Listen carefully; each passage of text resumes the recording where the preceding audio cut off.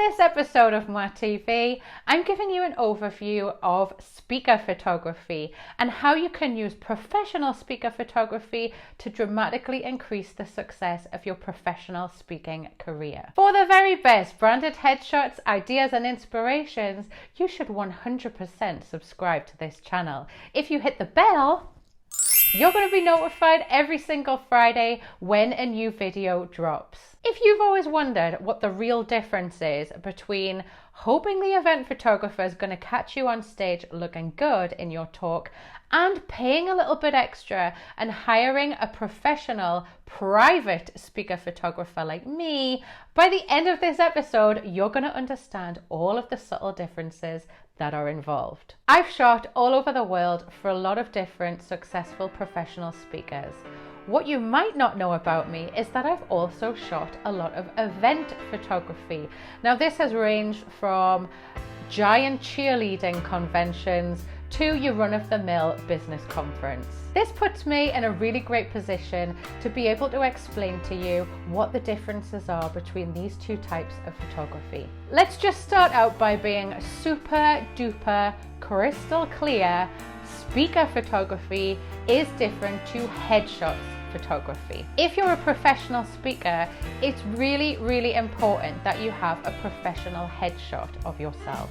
You use this to set out your stand and show the world what you stand for and give them a little bit of a flavour about what you're about outside of being a professional speaker. This could be shot at a studio or it could be shot on a location, and the overall idea is to encapsulate everything you stand for as a professional speaker and a person who's in business doing the things they do. This is the shot that you should be using on all of your profiles as well as on your website to give people an overall understanding of who you are. There's loads more details on the right way to use headshots in this link here on this episode. Your professional speaker photography is used on your reel. Your reel is an overview of you performing on stage.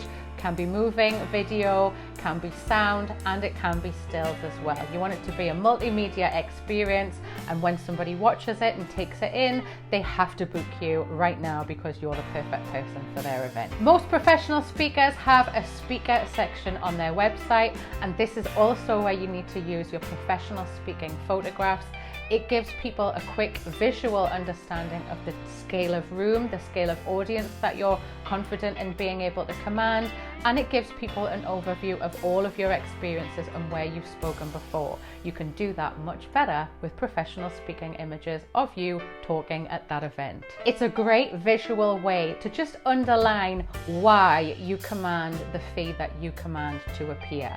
It shows people that you're serious and indeed that you are a professional speaker. When I work for professional speakers, it's very unlikely that I'm also double booked and hired by the event host.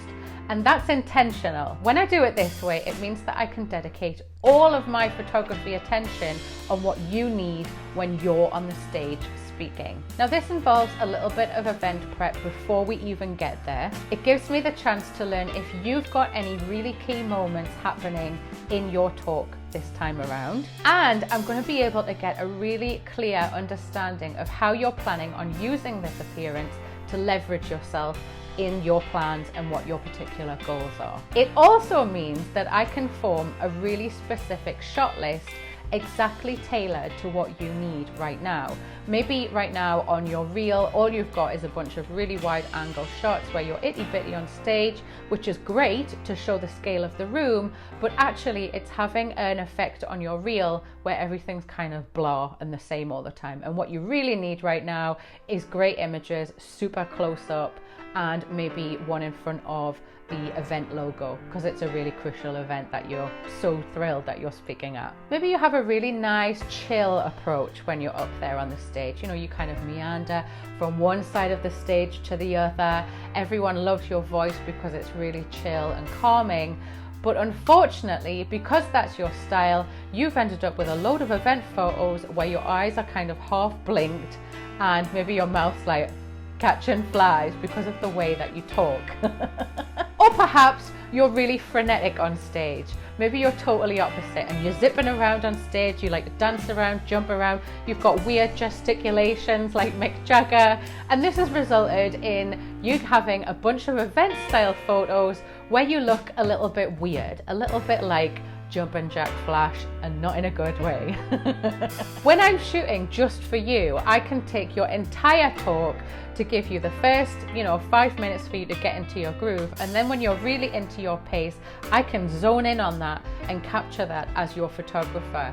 I'm going to be able to respond to how you perform on stage and know what you're not looking for from our pre-consult chat. A lot of the time, an event photographer has a lot of different priorities on their agenda other than you speaking on the stage. Because they're doing this and they're working directly for the event host, there's a chance that they may only be able to catch you on stage for 5 minutes, 2 minutes, because they have to be at the other side of the building in time for the fire eaters to arrive, and it's really important that we have photos of the fire eaters setting up. Do you see how your talk quickly slips down the agenda list? All they needed to get is a few quick shots in and out. There's no time for worrying about you being like Mick Jagger or being really chill on the stage. If you're thinking about working with a private speaker photographer, here's some of the things you might want to include in your brief for them. These are also things that an event photographer is not always going to be able to guarantee. Number 1, your precise call to action. You know that slide where you're going to have everyone in the room subscribe to your list in exchange for that freebie? That's the image that you're going to need a lot on all of your landing pages. So let's make sure we get it beautifully for you. Number 2, that surprise moment that you've got planned when you're going to get somebody up on the stage and do something amazing with them. Number 3, the queue of people that you're hoping are going to be there to catch selfies with you when you come off the stage. These are really cool photos to have in your arsenal to show potential event bookers how popular you are and how much people love you. It's also a great set of images to add on your social media and narrate about all of the different people that you meet on your travels as a brilliant professional speaker. Number 4, people's reactions to you setting off that indoor firework that nobody knows about. It's really cool to get the firework moment, but what you're looking for most right now in your brand and in your photography is people's reactions, people being wowed and delighted by you. And number 5, a scale of the room that's actually going to secretly involve me sneaking up around the back into the rafters, which is going to take about 5 minutes and a little sweetener to the caretaker for me to get you in scale in that room looking fantastic. I've actually climbed up in a lot of strange places in event halls.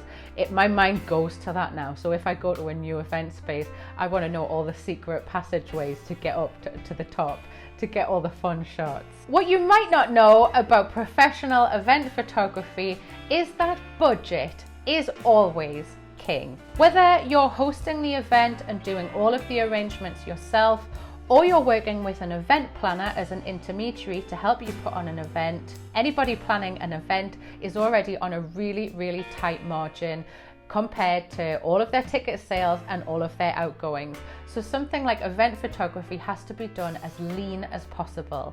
Now, on the other side, when you're the event photographer, this means that you have to try and deliver a profitable service, but you have to meet a lot of event host demands, and you have to do it at a really reasonable price. So you can see that a lot of corners have to be cut, a lot of things have to be changed around to make this work well for the photographer and for the event host, and that has an overall impact of making your moment on that stage as a speaker pretty low on the list of priorities. And it's all of these outside factors that mean that the event photographer's attention has to be taken away from your entire talk on stage. Why don't you comment below and share your biggest speaker photography regrets? It's always really interesting to learn where you wished you'd had a photographer and what you learned from that in the long run. So let me know below. Now, before you go anywhere, don't forget to subscribe. Mwah.